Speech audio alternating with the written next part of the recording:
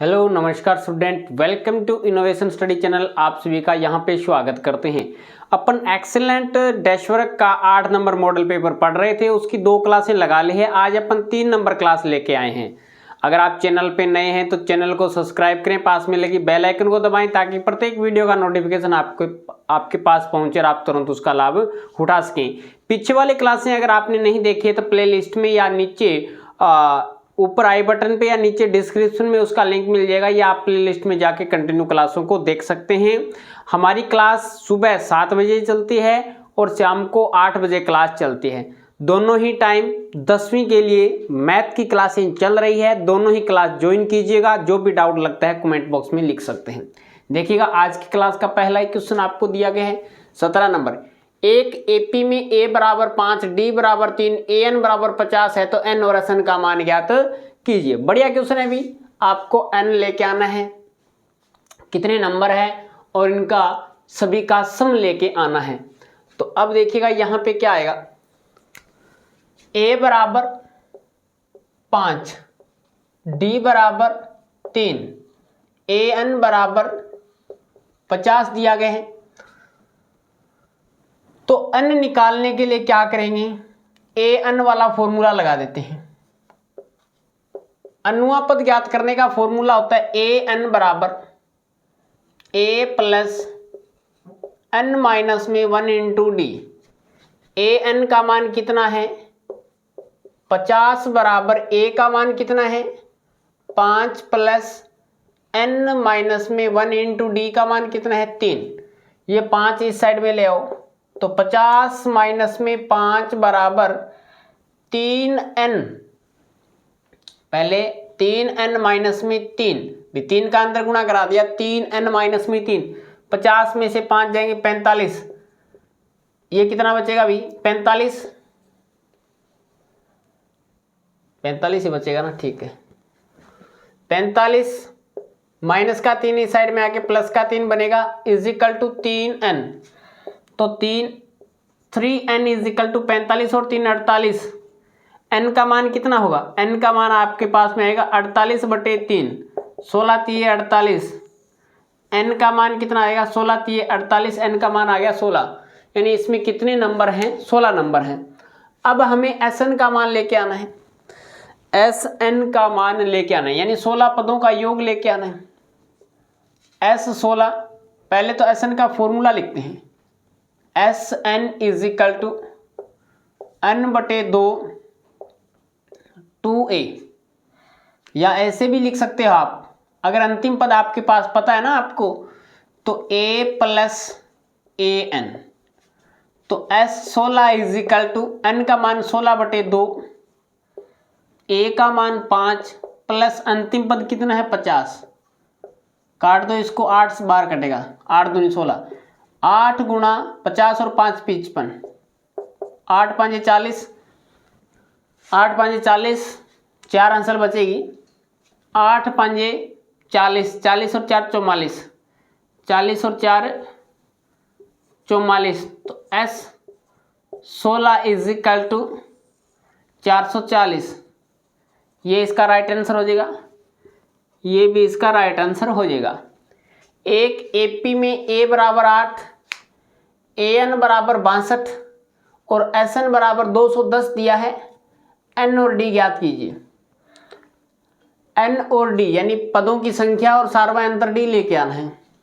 सबसे पहले मैं यहाँ से an का मान दिया गया तो अपन रखते हैं an वाला फॉर्मूला लगाते हैं। a प्लस n माइनस में 1 इंटू डी। an का मान कितना है 62, a का मान 8 प्लस n माइनस में 1 इंटू डी, यानी n माइनस में 1 इंटू डी। 62 माइनस में 8, 62 यहाँ पे प्लस का 8 इस साइड में जाएगा, माइनस का बनेगा तो ये आएगा n माइनस में 1 इंटू डी। 62 में से 8 जाएंगे तो 54, 1 नंबर इक्वेशन। अब हमें sn का मान दे रखा है। sn का फॉर्मूला लगाइएगा n बटा 2 और ये है 2a प्लस n माइनस में 1 इंटू डी। sn का मान कितना है 210, बराबर n बटा 2, 2 गुणा a का मान कितना है 8 प्लस n माइनस में 1 इंटू डी, n माइनस में 1 इंटू डी का मान कितना है 54, कितना है भी 54 है, रख दीजिएगा। तो ये वैल्यू आएगा 210 इजिकल टू n बटा 2, 8 दूनी 16 प्लस में 54, ये हो जाएगा हमारे पास में 60 10 70, तो ये आएगा 210 n बटा 2 गुणा ये है 70, इसको काट दो 35 बार कटेगा, तो ये आ जाएगा हमारे पास में 35 n बराबर 210, n का मान कितना आएगा, n का मान आएगा 210 बटा 35,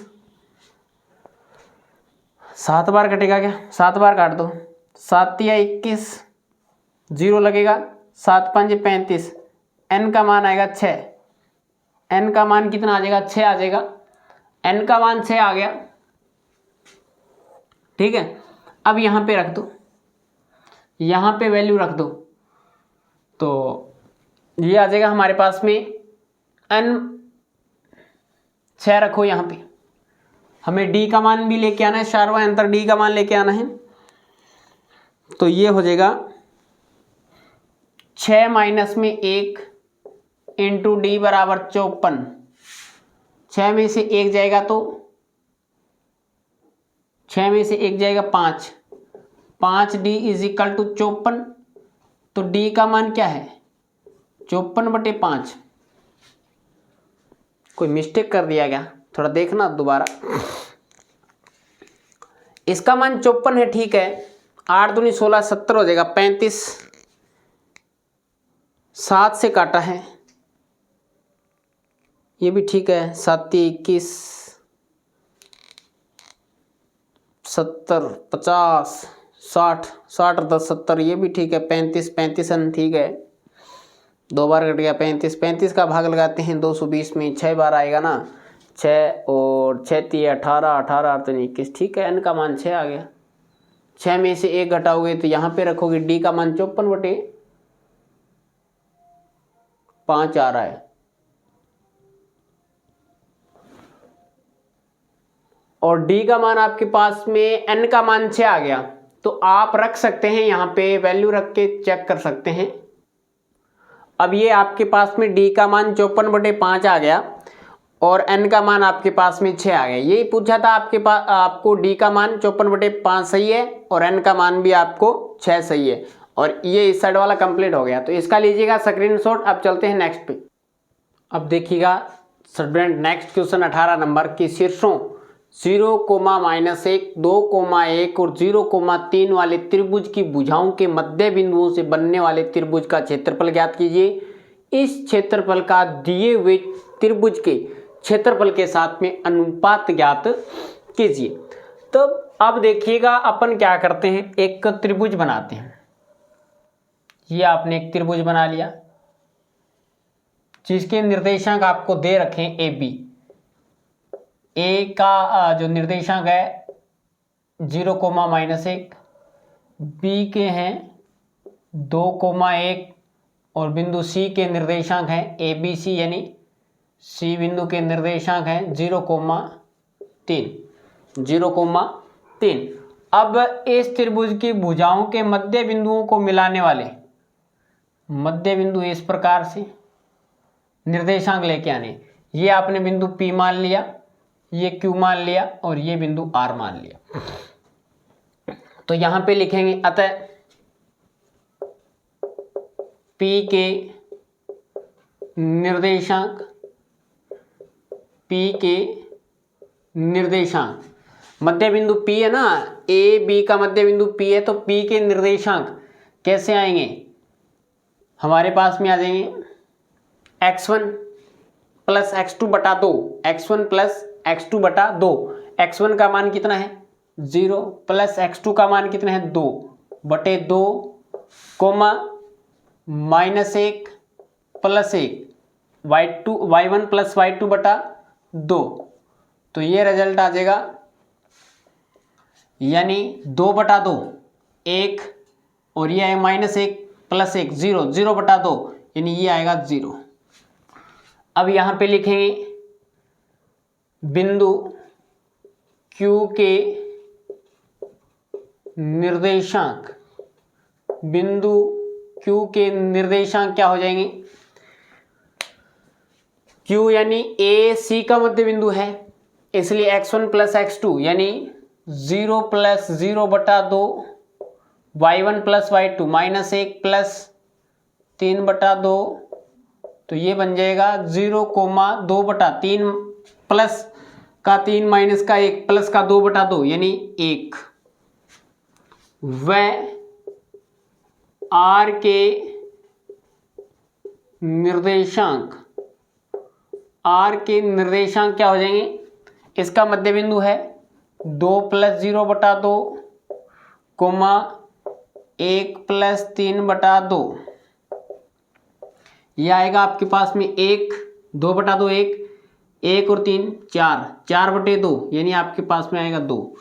तो यहाँ पे लिख दीजिएगा बिंदु P के निर्देशांक हैं, बिंदु P के निर्देशांक प्राप्त हो गए 1,0, बिंदु Q के निर्देशांक हैं 0,1 और बिंदु R के निर्देशांक हैं 1,2।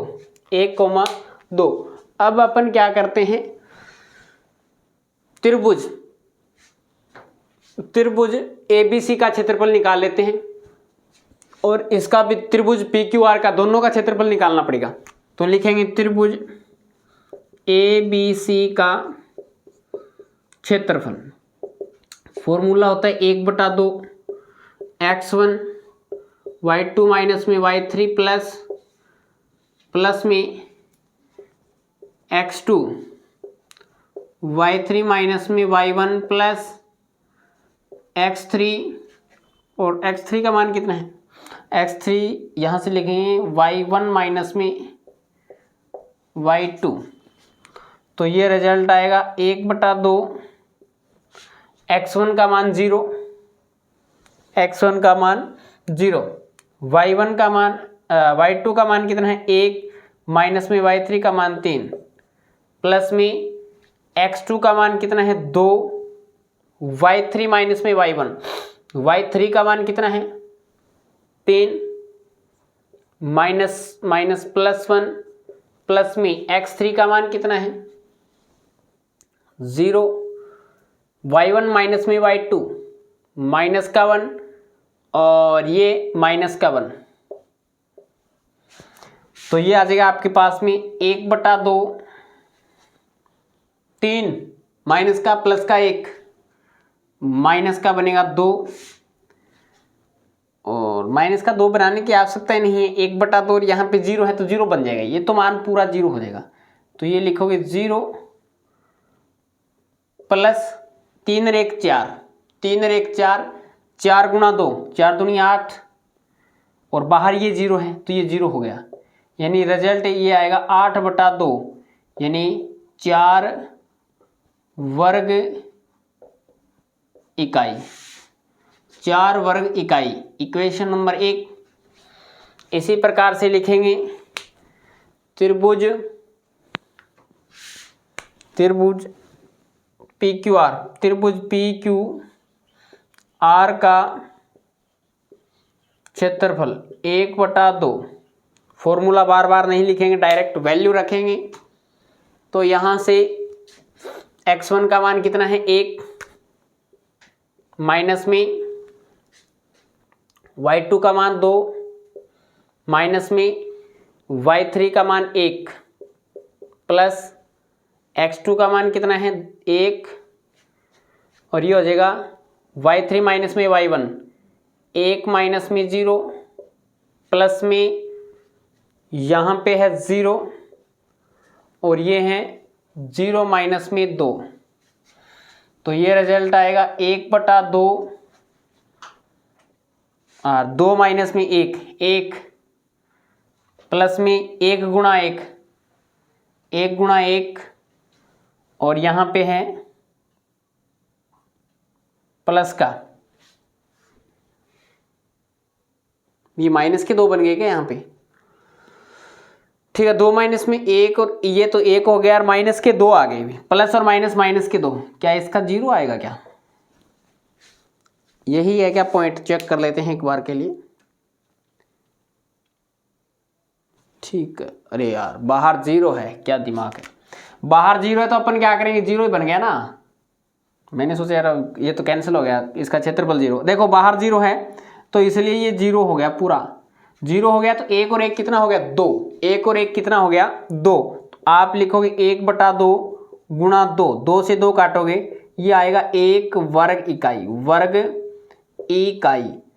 अब आपको ये एक आंसर तो ये आ गया, लेकिन अब आपको क्या है, इस क्षेत्रफल का दिए हुए त्रिभुज के क्षेत्रफल के साथ अनुपात बताना है। तो दिए हुए लिखेंगे त्रिभुज ए बी सी का क्षेत्रफल, पहले कौन सा लिखोगे, 1:4, यानी इस क्षेत्रफल का दिए हुए त्रिभुज के साथ। तो पहले ए बी सी का न लिख के आप इसका लिख देना, त्रिभुज पी क्यू आर का क्षेत्रफल बटे त्रिभुज ए बी सी का क्षेत्रफल। तो इसका क्षेत्रफल 1, इसका क्षेत्रफल 4, तो ये आ जाएगा हमारे पास में 1:4। कितना आएगा, 1:4 इसके पास में, ये इसका राइट आंसर हो जाएगा। अब इसके बाद में हमारे पास में नेक्स्ट क्वेश्चन आता है कि के का मान ज्ञात कीजिए। यदि आपको बिंदु इस प्रकार से दिए जाते हैं, यदि आपको बिंदु इस प्रकार से दिए जाते हैं और सहरेखी हैं, सहरेखी का मीन्स क्या होता है, एक ही रेखा में, यानी रेखा का कोई एरिया नहीं होता, त्रिभुज का क्षेत्रफल 0 के बराबर लेके चलेंगे तो के का मान ज्ञात करना है। तो देखिएगा, लिखेंगे यदि तीनों बिंदु सरेख हैं, तो अगर तीनों बिंदु सरेख हैं तो त्रिभुज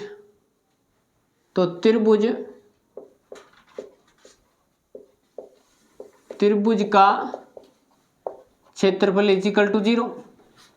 त्रिभुज का क्षेत्रफल क्या होगा, 1/2 x1 y2 माइनस में y3 plus x2 y3 minus में y1 plus x3 y1 minus में y2 बराबर 0।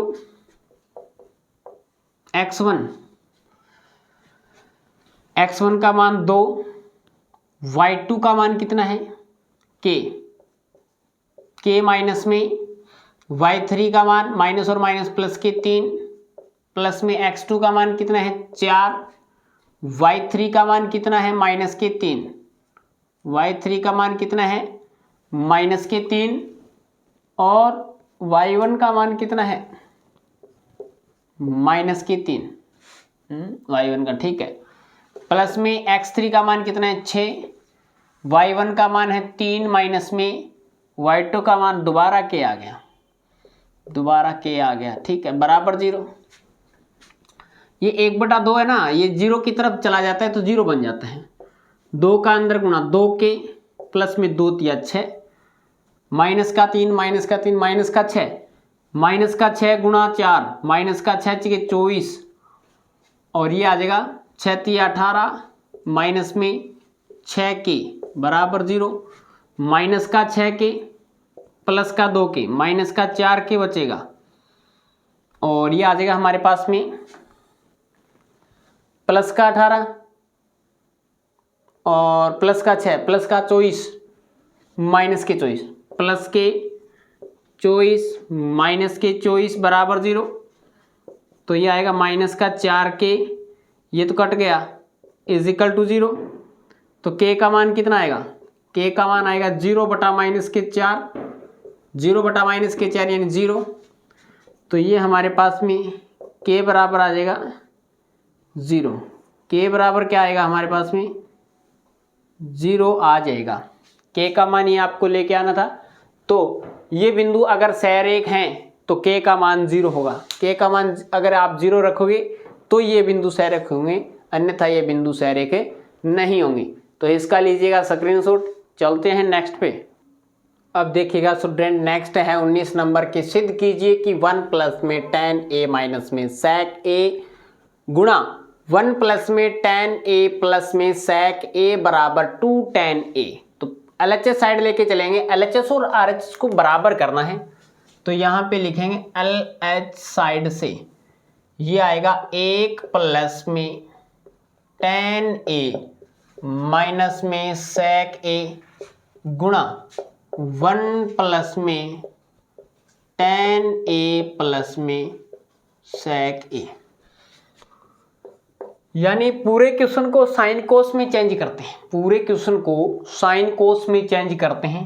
तो ये हो गया 1 प्लस साइन a बटा कॉस a माइनस में 1 बटा कोस a, क्या बनेगा 1 बटा कोस a गुणा ये बन गया 1 प्लस साइन a बटा कोस a प्लस 1 बटा कोस a। यानी sec बराबर होता है 1 बटा कोस, tan बराबर होता है साइन बटा कोस। इसका एलसीएम निकालिएगा, इसका एलसीएम कितना आएगा कोस a, क्या आएगा भाई कोस a। तो यहाँ पे जाएगा ये कोस a plus sign a minus में 1, और इसके साथ में इसका भी एलसीएम क्या आएगा कोस a। तो कोस a का गुणा प्लस साइन a और प्लस में 1।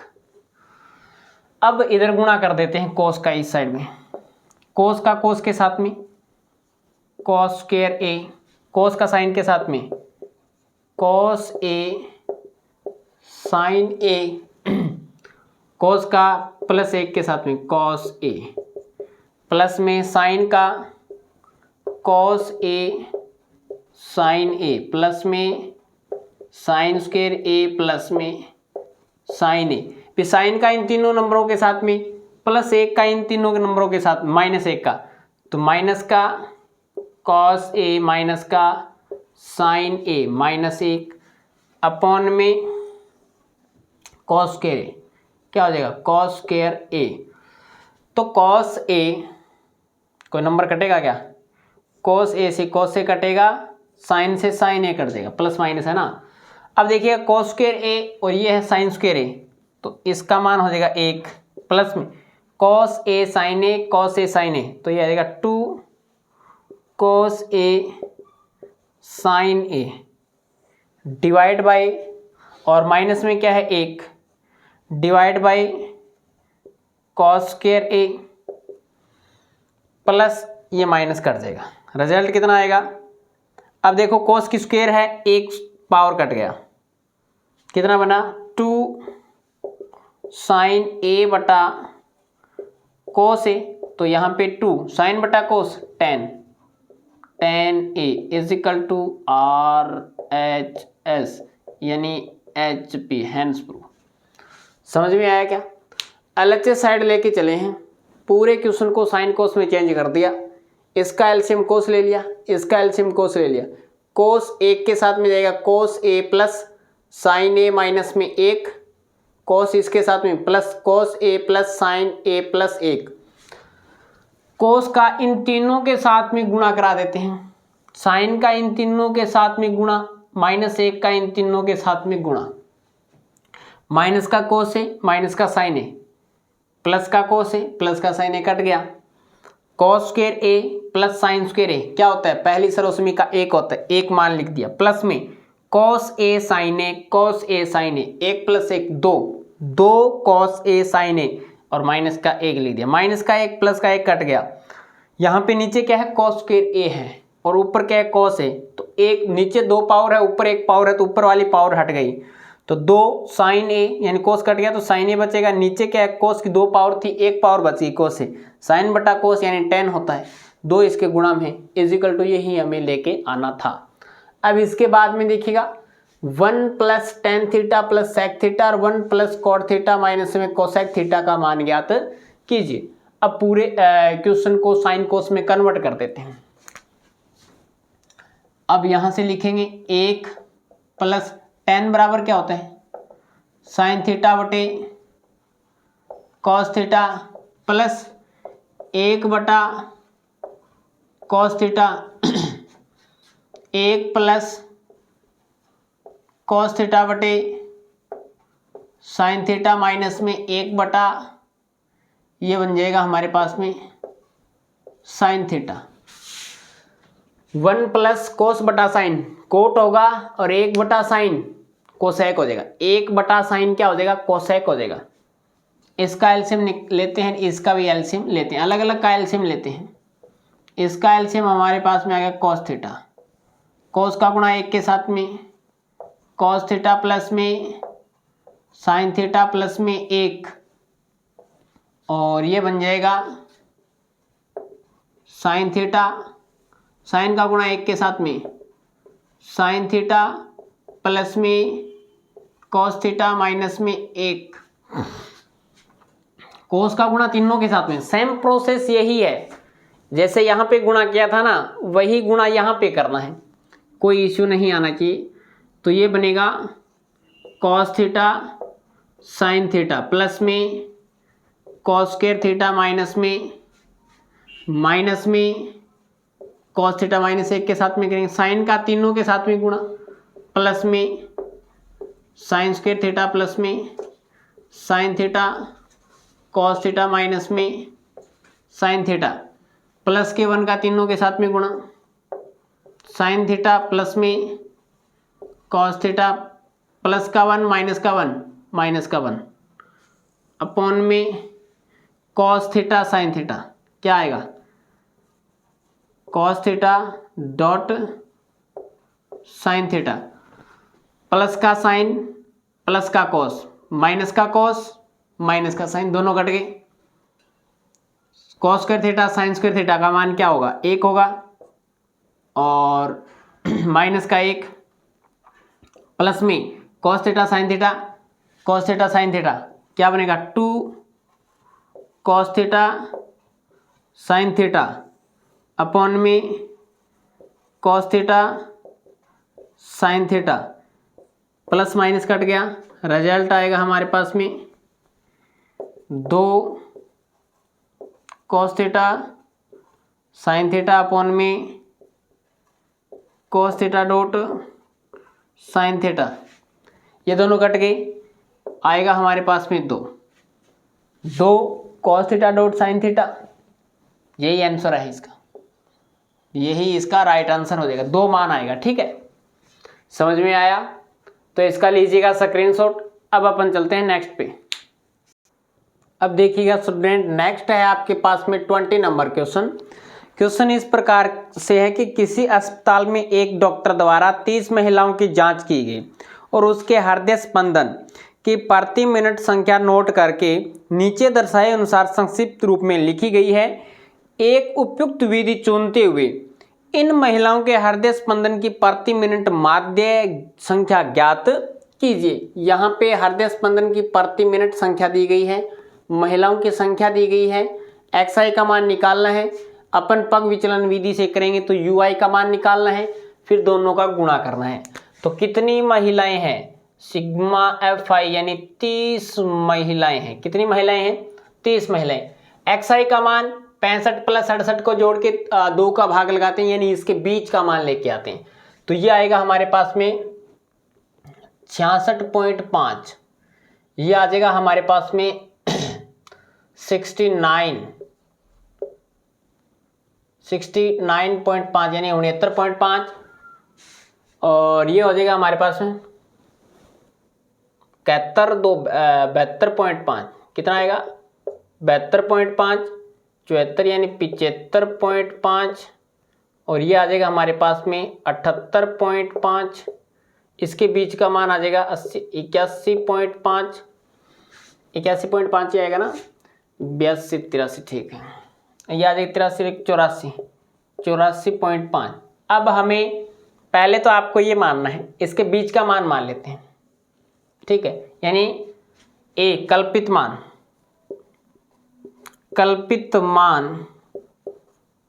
आपने ए मान लिया 75.5 तो 66.5 यानी 75.5 में से 66.5 को घटाओगे 0, 15 में से 6 गए 9, 9 और माइनस का, और यहाँ पे h का मान कितना है, h का बीच का अंतर देख लो, 65 और 68 के बीच का मान कितना है भाई, 3 है, तो 3 का भाग लगा दो, तो माइनस के 3 3 9, माइनस के 3, यहाँ पे हमेशा ही 0, माइनस का 1, माइनस 2, 1 2 3, ये रिजल्ट आएगा। ठीक है, जो a कल्पित मान लेते हैं वो xi के बीच की वैल्यू लेते हैं।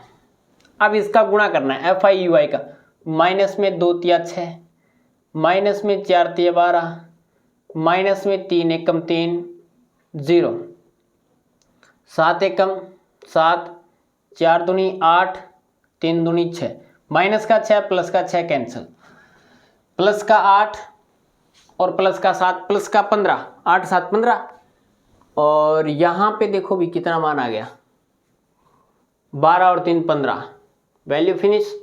इसका मान कितना आएगा, 0 ही आएगा क्या, यानी सिग्मा fi ui का जो मान आएगा वो कितना आएगा, 0 आ गया। अब देखो फॉर्मूला क्या होता है पग विचलन विधि से, x bar is equal to a plus sigma fi ui upon में sigma fi into h, a आपने मान लिया 75.5 प्लस सिग्मा fi ui का मान 0 बटा f का मान 30 इंटू h का मान 3, तो ये यहाँ पे 0 आ गया, कोई दिक्कत नहीं, वैल्यू क्या पूरी 0 बन जाएगी, तो 75.5, x बार का मान कितना आएगा 75.5, यानी इसके हृदय स्पंदन का जो माध्य है एवरेज है वो कितना है 75.5 आ जाएगा। यहाँ पे कोई मिस्टेक तो नहीं हुआ ना भाई, यहाँ पे 1 2 3 कर दिया, 4 दूनी 8, यहाँ पे 8 करना है। ठीक है, यहाँ पे 8 कर दीजिएगा, तो ये प्लस का, ये दोनों कट जाएंगे, ये वैल्यू आया प्लस का 4 आएगा यहाँ पे। ठीक है, प्लस का 4 रख देना, तो प्लस का 4 रखोगे तो ये आ जाएगा 4 3 12, 3 से काटो, 3 दाएँ 30, 10 बार कटेगा, यानी ये आपके पास में 75.5 और 4 में 10 का भाग लगाओगे तो ये वैल्यू आ जाएगी 0.4, तो x बार का मान कितना आ जाएगा, यानी 75.9, ये आ जाएगा इसका माध्य, ये इसका क्या आ जाएगा, राइट आंसर आ जाएगा। हृदय स्पंदन, ठीक है, ये 4 दूनी 8 12 लिख दिया था इसलिए मिस्टेक हो गया था, यहाँ पे प्लस का 4 आएगा, माइनस का 3 है, प्लस का 7 है, तो वैल्यू कितना आएगा, प्लस का 4 आपके पास में बच जाएगा। अब इसके बाद में इसके अथवा में दिया गया क्वेश्चन है कि निम्नलिखित आंकड़े किसी गांव के 200 परिवारों के कुल मासिक घरेलू व्यय के बंटन को दर्शाते हैं, इन परिवारों का बहुलक मासिक व्यय ज्ञात कीजिएगा। सबसे ज़्यादा फ्रीक्वेंसी देखते हैं, सबसे ज़्यादा फ्रीक्वेंसी किसकी है, 40 की है क्या, 24 40 33 28 30 22 16 7, सबसे ज़्यादा फ्रीक्वेंसी किसके 40 की है, fi का मान 40 है ना, तो लिखेंगे f1 is equal to 40, f0 इससे पहले वाला 24, f2 is equal to 33, f2 is equal to 33 ना। l का मान निम्न सीमा, अंतराल की निम्न सीमा यानी 1500, h का मान है 500, z बराबर l प्लस f1 माइनस में f0 अपॉन में 2f1 माइनस में f0 माइनस में f2 into h, z is equal to l का मान 1500 प्लस f1 का मान कितना है 40, f0 का मान कितना है 24, 40 दूनी 80 माइनस में f0 का मान कितना है 24, f2 का मान कितना है 33, h का मान कितना है 500, तो z बराबर 1500 प्लस 40 माइनस 24 16, 40 माइनस में 24 16 बचेगा क्या, 80 में से ये घटाओ, पहले तो ये जोड़ो, 7 3 और 4 7 और 5 57, 80 में से 57 को घटाओगे तो 23 बचेगा, कितना बचेगा 23, 3 हो जाएगा 60, और 2 20, ठीक है 500। अब इसका गुणा करो, z बराबर 1500 और प्लस में 16 5 80, 16 5 80, 00 लग जाएगा। 8000 में 23 का भाग लगाना है। क्या करना है आपको, 8000 में 23 का भाग लगाना है। 23 दूनी 46, 23 के 69, कितना बचेगा, 11 बचेगा क्या, 1 ऊपर 10, 23 चौके 92, ये आ जाएगा 92, घटाओगे तो इसमें से 8 बचेगा और यहाँ पे 10 1 18 बचेगा, 180। 23 दूनी 46 और 46 यानी 50 हो गया। 50 ये बग जाएगा, चला जाएगा भाग 6 बार। 6 बार दे के देखते हैं। 23 छिक्का 6 बार करो, 6 3 18, 6 दूनी 12, 12 एक 13, 7 भी चला जाएगा ना। 7 बार दे के देख लो, 7 या 21, 7 दूनी 14, हाँ 7 बार चला जाएगा। 7 या 21, 7 दूनी 14, 14 और 2 16, 161। तो हमारे पास में ये वैल्यू कितनी बचेगी, 19 आएगा, 19 0। और अब ये भाग चला जाएगा, 1 बार 8 बार गया, 1 0 उतर गया यहाँ पे और 1 0 यहाँ पे आ गया। अब पॉइंट लगना स्टार्ट हो जाएगा, पॉइंट लगेगा और भाग जाएगा 190 161, 7 आ जाएगा। तो ये हमारे पास में आ जाएगा z बराबर 1500 प्लस 346.7। तो z बराबर 346 और 1500 1846.7 रुपये इसका जो क्या आ जाएगा, बहुलक आ जाएगा। इसका हमारे पास में बहुलक आ जाएगा। तो आज की क्लास में अपन ने इसका जो थर्ड पार्ट था यानी 20 नंबर क्वेश्चन तक कंप्लीट कर लिया। इसका लीजिएगा स्क्रीनशॉट। क्लास कैसे लगी कमेंट करके जरूर बताएं। अच्छी लगी हो तो लाइक और शेयर कर दीजिएगा। अगर आप चैनल पे नए हैं तो चैनल को सब्सक्राइब करें, पास में लगी बेल आइकन को दबाएं। चलेगा, आज की क्लास में इतना ही। नेक्स्ट क्लास में मिलेंगे कुछ नए के साथ। जय हिंद, जय भारत।